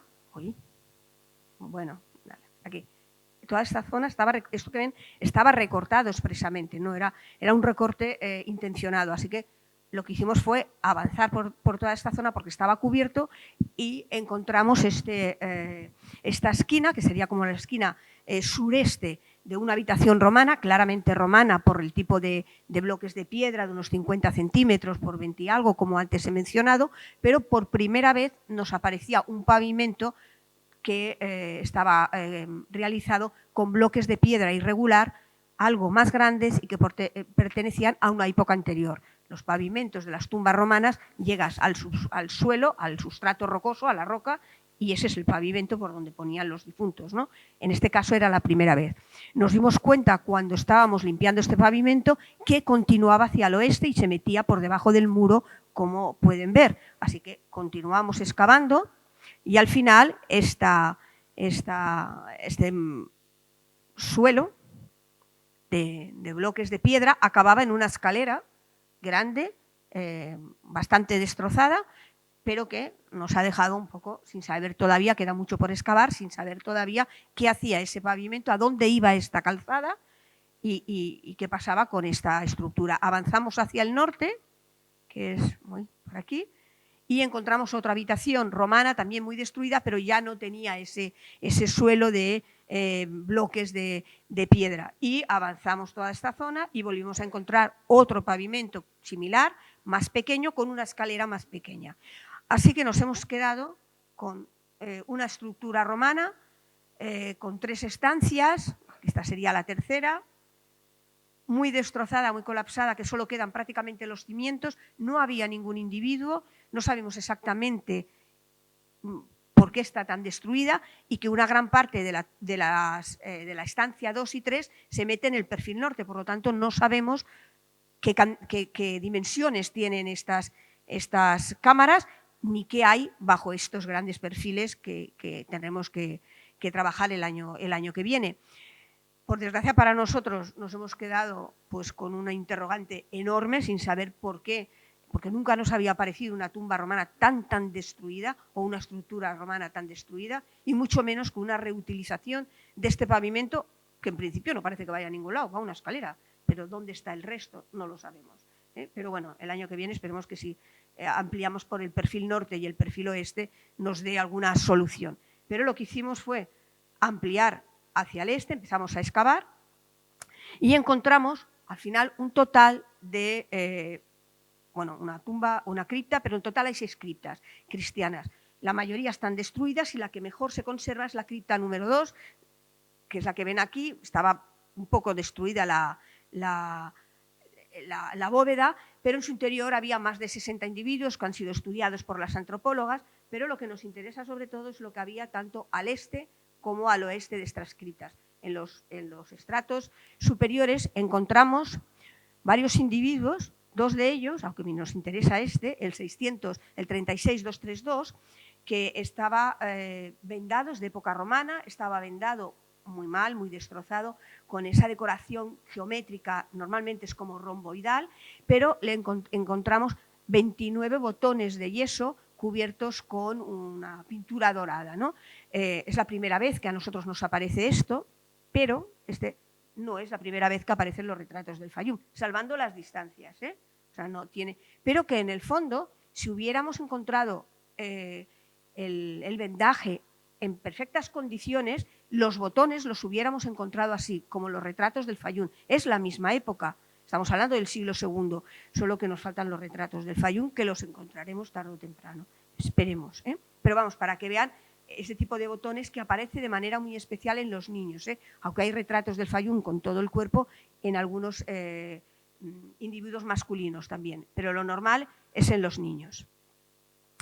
Y también en esta parte encontramos dos individuos en el que en el individuo 36221, que también tenía un vendaje muy deteriorado, encontramos un sello con una decoración circular muy sencillo, en mal estado, de limo, que es muy similar a otro que encontramos en el año 2020, como pueden ver, en el año anterior.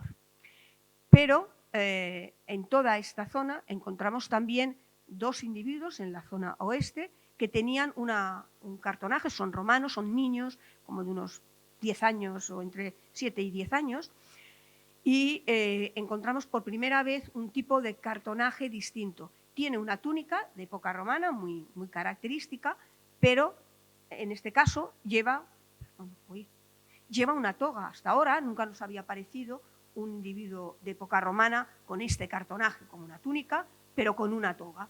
Ahora veremos que hay bastantes. Por lo tanto, a medida que cambiamos de zona o que ampliamos una zona, nos aparecen hallazgos o descubrimientos nuevos que hasta ahora eran desconocidos para nosotros en Oxirrinco. Muy posiblemente, no, seguro, es una clara influencia romana que en el siglo I en Roma se pone, entre comillas, de moda la toga para representantes importantes y para altos cargos, que depende de la decoración que tuviese la franja decorada de la toga, mostraba como si ahora un cardenal mostraba qué tipo de cargo tenía. En Egipto llega más tarde y en Egipto se pone de moda ya en el siglo II, ¿no? Pero como ven, el tipo de sandalias es muy similar a los que hemos visto antes, lo mismo, unas tiras con un botón que se pone entre los dos dedos, como las sandalias que llevamos pues eso, en verano a la playa, similares, pero en este caso las vamos a ver algo más elaboradas, más trabajadas, no solamente es una tira, sino que es como si fuera un cordón. Y además aparecerá, lo verán más adelante, un color entre negro y rojizo. Pero por debajo de este estrato con este individuo encontramos otro que ahora sí tiene una decoración, también es una túnica, con decoración rojiza, negra, verdosa, pero sí aparece un Horus halcón. En los estratos primeros ya se ha perdido, es algo más moderno, se está perdiendo ya ese sincretismo entre ambas culturas, la egipcia y la romana, ya no hay decoración egipcia, pero en el estrato inferior vuelve a haber decoración egipcia, ese Horus halcón con las alas esplayadas como señal de protección en el más allá. Y de nuevo las sandalias. Junto a este individuo encontramos esta olla que ven aquí y en su interior había un feto de unos 5 meses y medio y que bueno, había sido enterrado muy cerca de este individuo. Si tenía alguna relación o no, si era su hermano o hubiera podido ser su hermano, no lo sabemos, pero sí estaba esta olla muy cerca del individuo que acaban de ver. Pero en el señalado, en este recuadro en rojo, se encontró la tumba 52, también muy destruida, muy colapsada, solamente se conservan las dos primeras hiladas, pero en el recuadro azul encontramos varios individuos, aunque voy a señalar uno por la importancia que tiene, y en el recuadro verde, bueno, en el ovalado verde, encontramos algunos individuos de los que 4 son bastante importantes. Esta es la otra imagen, es la tumba 52, lo que queda la pobre de la 52, que por cierto se mete en el perfil norte y todavía no está inacabada, ¿eh? Bueno, este es el individuo que estaba en el recuadro azul. Se trata de un niño también de unos 5 o 6 años, pero que tenía, por un lado, un sello en el abdomen, que además, y debajo del sello, como protegiendo también, tenía un papiro que está ahora en estudio, nuestra compañera Lea Maxia, que está además, su tesis doctoral es sobre los papiros de Oxirrinco, y está estudiando estos papiros, pero sí nos dice que es muy extraño, pero que aquí hay no solamente en griego texto, sino signos mágicos que es difícil de encontrar. Desde luego en Oxirrinco no tenemos, es el primero que nos aparece, pero que es difícil de encontrar en Egipto, este tipo de textos mágicos. Así que esperemos que el año que viene ya esté totalmente traducido y podamos darlo a conocer. Pero en el recuadro, en el oval que he señalado en color verde, encontramos 4 individuos muy importantes. Por un lado, esta mujer ahí de fea que la ven, muy destrozada, en vertical, pero que lo importante es que estaba cubierta de pan de oro.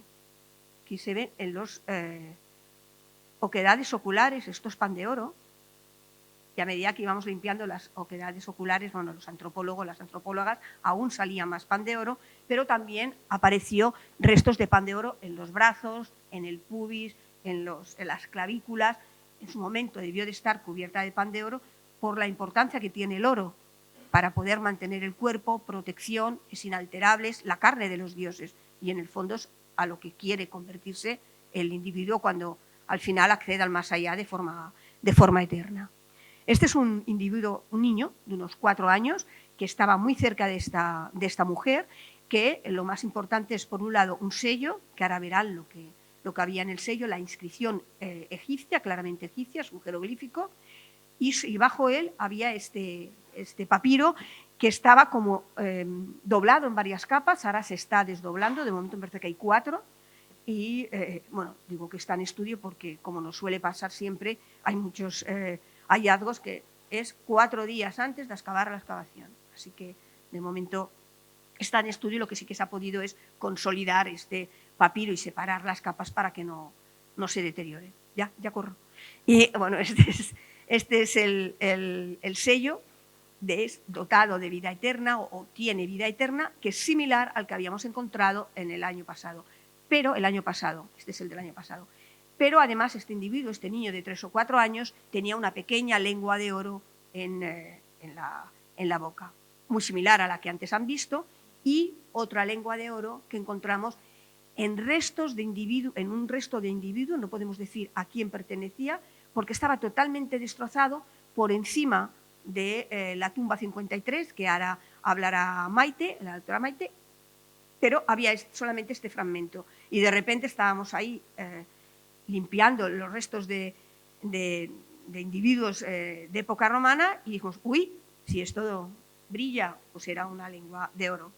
Y estas son las 3 lenguas de oro que hemos encontrado este año y que ha sido como, entre paréntesis así, como una locura para los egipcios cuando nosotros tenemos 11 más, pero vieron estas 3, digo, y las 11 anteriores, pues bueno, por eso ha salido tantísimo, pero no sé por qué. Bueno, sí, son muy importantes, pero es que teníamos 11 más y estas 3 les ha llamado muchísimo la atención y han aparecido en todas partes. Y solamente 2 individuos, este con una túnica romana y con una toga, esta sí ya una toga muy larga, que posiblemente pertenecía a un individuo con un cargo muy importante en la comunidad de Oxirrinco, por el tipo de túnica, quería imitar a las túnicas de época romana y que en Oxirrinco llegaron en el siglo II, y este, que es quizás el más extraño, no nos ha aparecido ninguno todavía, lo mismo, una túnica, una toga que lo cubre, pero lo más importante era el rostro. Bueno, ya ven las sandalias mucho mejor trabajadas, como si fuera un cordel con una decoración, pero lo más extraño es este individuo con bigote, con patillas y con barbilla. No nos ha aparecido nunca, desde luego no es característico del mundo romano, ni en absoluto. Es muy posible que esa influencia venga más bien de Oriente y que este personaje quizás también vino de fuera y ha unido 3 culturas distintas, la egipcia por un lado con la momificación, el cartonaje con la túnica de época romana y este rostro, que seguro que lo llevaba él, en vida, y este rostro con perilla, bigote y patillas, que desde luego ni es egipcio y mucho menos romano. Bueno, pues les dejo con Maite, ahora ya no hablo más. Bueno, yo muy rápido, porque seguro que se quieren ir a cenar, pero no podíamos dejar de explicarles lo que hemos encontrado entre el año pasado y este. Empezaré por las tumbas persas, pasaremos rápidas, porque las tumbas... Sí, las tumbas persas era un momento que nosotros no conocíamos en Oxirrinco. Y ustedes me preguntarán, ¿y por qué dicen que son persas? Bueno, decimos que son persas porque están en un estrato superior que las saítas, en un estrato inferior que las grecorromanas y al mismo nivel de cota topográfica que la ofrenda de peces que Esther les ha explicado hace un momento. Y los peces seguro que son de época persa. Por lo tanto, creemos que son de este periodo. Están construidas, como pueden ver, también con grandes bloques, aunque no tan grandes como las saítas. No tienen estas bóvedas circulares, sino más bien tienen como una bóveda plana. Están construidas como se construye todo en Oxirrinco, que hacen como una trinchera, las saítas en inmensa, y en el interior colocan la tumba. La mayoría de las tumbas están violadas o han entrado los ladrones, entran por el techo, porque es más fácil sacar una piedra que excavar hasta que llegan a la parte baja de la puerta. Cuando vimos que le faltaba la piedra dijimos, ya está, y dentro no había nada. Es esta la tumba 38, estas que han visto aquí, pero una cosa que el año pasado nos llamó mucho la atención es que ya les he dicho que reaprovechan mucho el espacio. Y antes les he explicado la tumba 39 y la 40, pero se fijan en la esquinita de arriba que pone tumba 45. Debajo de la tumba 40 había esta estructura, o sea, debajo de la tumba grecorromana había una estructura y es una tumba persa. Es decir, no tenían otro sitio para construir, no, encima allí, ¿no? Todo un poco apretujado. Pero, si pasas, por favor, no se lo he dicho en la tumba 38, pero sí, en esta tienen como hincadas en el suelo unas piedras verticales de gran tamaño o unas losas que pensamos que debían ser como para proteger la entrada y también como señalización. La tumba 45 era más pequeñita, pero tenía también la losa significativa y dentro de un recorte que empezamos a excavar aparecieron una serie de estructuras, entre ellas la tumba 41, que pueden ver que son pequeñas, están bien construidas, están construidas con bloques de piedra, ¿pasas? Pero en su interior había una momia. Ustedes piensen cómo pudimos excavar esta tumba. Aquí no cabíamos. Aquí entrábamos y pisábamos. Entonces, una de nuestros restauradores se inventó un artilugio, cogió cajas de plástico de fruta, las puso al revés y encima una plancha de madera y nos estirábamos encima para poder excavar. Les puedo asegurar que era un poco agobiante. Entre que excavábamos con mascarilla, que casi no cabíamos, una se quedaba fuera, una dentro, y cada media hora decías, ¿todavía estás? Sí, pero ya no puedo más. Entonces la sacábamos, entonces entraba otra. O sea que fue un poco duro, ¿no? Y arduo, pero dio su resultado. Encontramos una serie de momias. Tenían muy poco ajuar. Lo que sí que tenían es restos de cartonaje, pero estaban en muy mal estado. Y todas ellas, protegiendo estos cartonajes y protegiendo las momias, tenían una malla hecha con canutillos de fayenza. Estaba los hilos que las cosían, ya no estaban, pero se encontraron gran cantidad de estos canutillos. Ya pueden ver, una vez excavada, que la cámara es pequeña y es simple. Encontramos dos más, la tumba, una de ellas estaba sellada, la otra estaba abierta, pero en su interior, sí, también solo había una momia, que también nos costó muchísimo de excavar, iremos un poco rápido, y también la tumba 44 lo mismo. Es decir, estas estarían en el agujero de arriba. ¿Ven que arriba hay como 3 agujeros? En el grande bajaba y en el interior estaban estas tumbas de que les he enseñado ahora. Si debajo, esta es en el recuadro está la tumba 45 y si pasamos a la otra, así, bueno, el detalle de la cámara, y en el interior de la tumba 42, hacemos memoria, la tumba 42 la que encontraron los individuos romanos con las carcasas de yeso que les hemos enseñado hace un momento, habían 2 tumbas, una estaba vacía, la otra que habían estos susceptis y también una gran cantidad de canutillos de malla. Y aquí pueden verlas, ¿no?, como estaban debajo del pavimento romano de la tumba 42. Esto es una novedad también que estén tan cerca. Y ya para acabar, y antes les he dicho, volveremos a la tumba 48. Pues volvemos. La tumba 48, aquí se ve la bóveda que el arquitecto nos tuvo que consolidar para que pudiéramos excavar y el sector marcado en rojo, que son las 2 tumbas nuevas que hemos encontrado este año, la tumba 53 y 54. Aquí está, en esta imagen se ve mejor, si se acuerdan, de la cámara 1 de la tumba 48 con el sarcófago que encontramos, la cámara 2 ya consolidada que pudimos excavar, y en su interior había otra tumba persa debajo del pavimento. Y en relación, esta es la tumba 54, ¿ven esta mancha marrón? Esta mancha marrón son restos de las momias que les hablaba Esther, que en una de ellas se encontró la momia, la lengua del niño, y la tumba 53 y 54. Ven que la tumba 53 es una tumba de una sola cámara.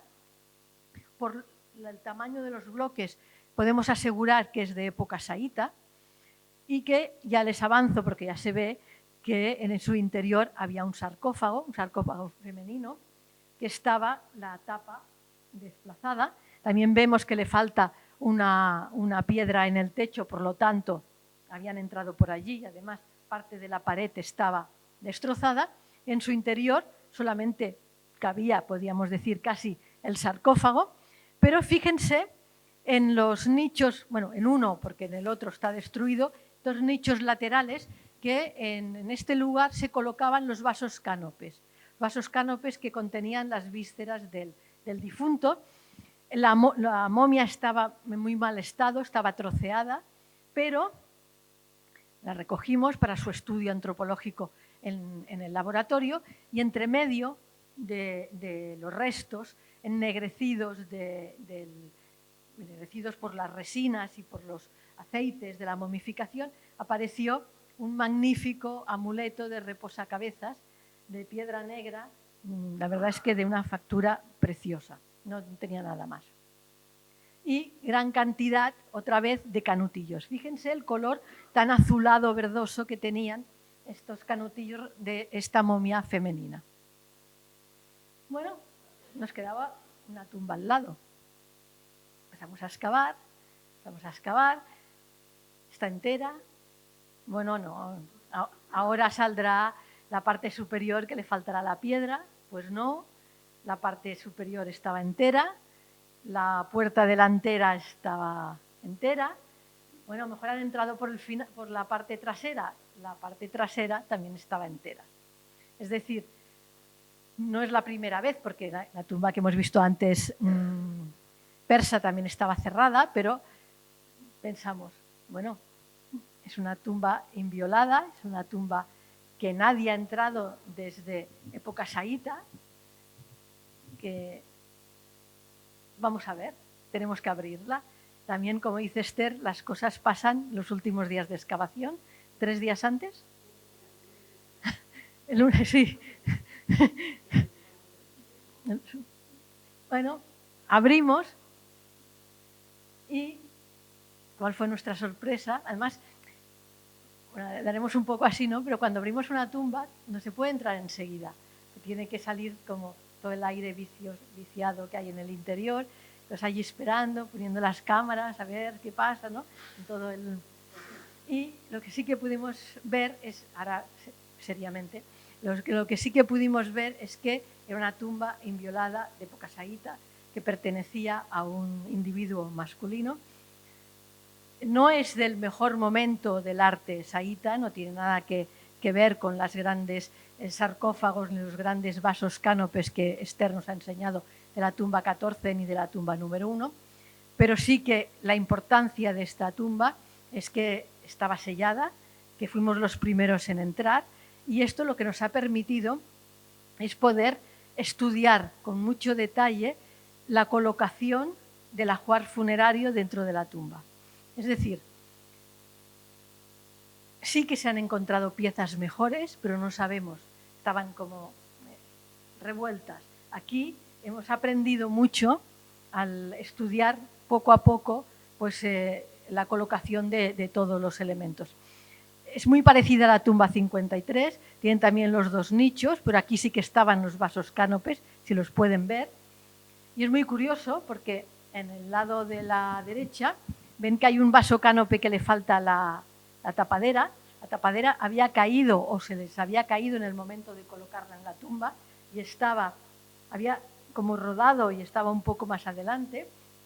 Y cuando sacamos los vasos nos dimos cuenta de que las personas que las habían colocado no sabían leer, porque el tapón del chacal que está en este vaso correspondería al vaso que está sin tapar y que el que está en el suelo correspondería al que está tapado por el chacal. Es decir, se les debieron caer, uno deprisa lo colocaron y el otro pues lo dejaron. Pero esto es interesante, ¿no? Es interesante poder ver que nosotros siempre pensamos que los funerales, los entierros pues se debían hacer con mucho cuidado y pues aquí lo hacían con un poco de prisa, ¿no?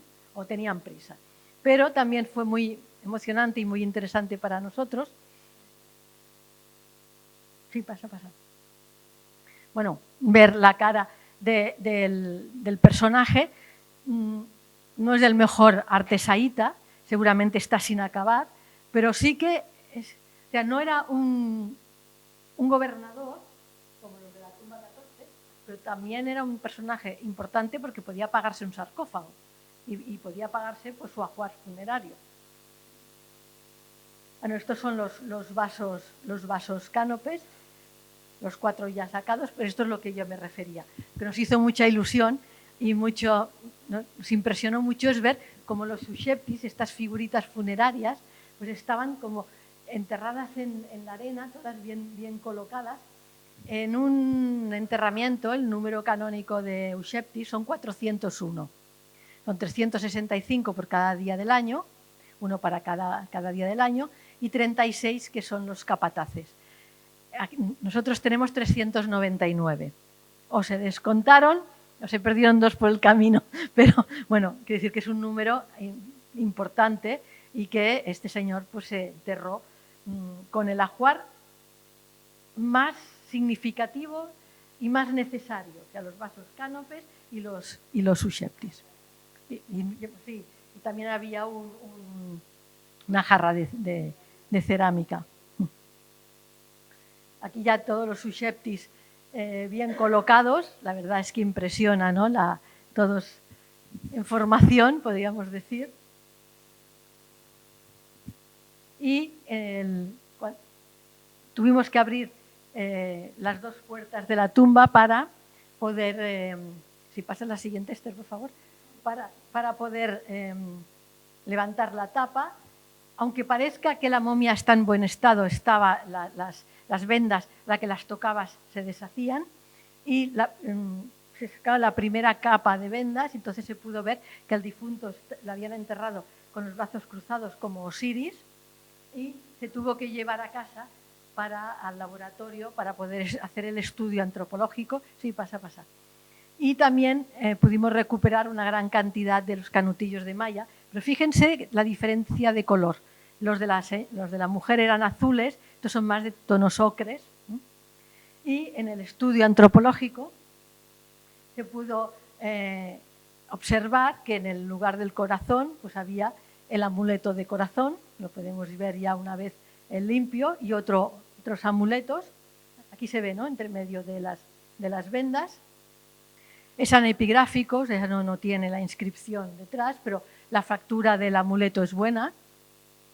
Y entre medio también de las vendas había este amuleto del reposacabezas. No es de tan buena factura como el de la señora, pero está bien. Y entre medio de las vendas aparecieron diversos amuletos como la doble pluma, el papiro, el pilar jet, el corazón, los uyas, los ojos de Horus, figuritas de divinidades. Es decir, una tumba que pudiéramos señalar como sencilla, pero importante por haberla encontrado sellada y porque tenía como todo su ajuar muy bien colocado. Y nada, un segundo. El equipo de Oxirrinco les da las gracias al Museo de Almería, a todos ustedes, a Maite, Francisco, a Carlos, que no está, y a todos ustedes por venir y nosotros poderles enseñar nuestras excavaciones, que la verdad estamos muy orgullosas de ellas. Muchísimas gracias.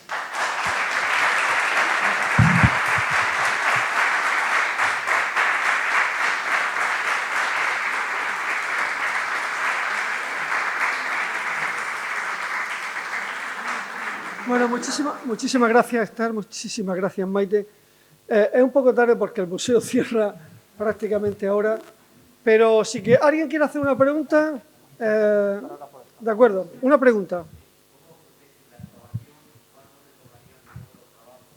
¿Cómo se protege la excavación y cuándo retomarían de nuevo los trabajos? ¿En qué mes? La excavación, cuando nos vamos, intentamos, como la tumba 54 vuelve a estar cerrada, la tumba 53 está protegida y además tenemos siempre vigilantes en la excavación. Aún así, pero protegemos lo mejor que podemos. Bueno, pues la verdad es que es impresionante el yacimiento. Lo había estudiado y demás, pero al verlo mostrado por vosotras, he visto realmente la magnitud que tiene. Y de luego el trabajo vuestro es muchísimo más interesante que el de Indiana Jones, ¿eh? Eso por supuesto, y más emocionante. Enhorabuena realmente por todo este trabajo que lleváis realizado en todos estos años y por el último descubrimiento, y espero que en noviembre encontráis cosas que nos hablen mucho más de la cultura egipcia. Por cierto, será una fecha en la que seguramente también estaremos los amigos de la Alcazaba en Egipto. Muchas gracias. Pues serán muy bienvenidos a Oxirrinco. Muchas gracias.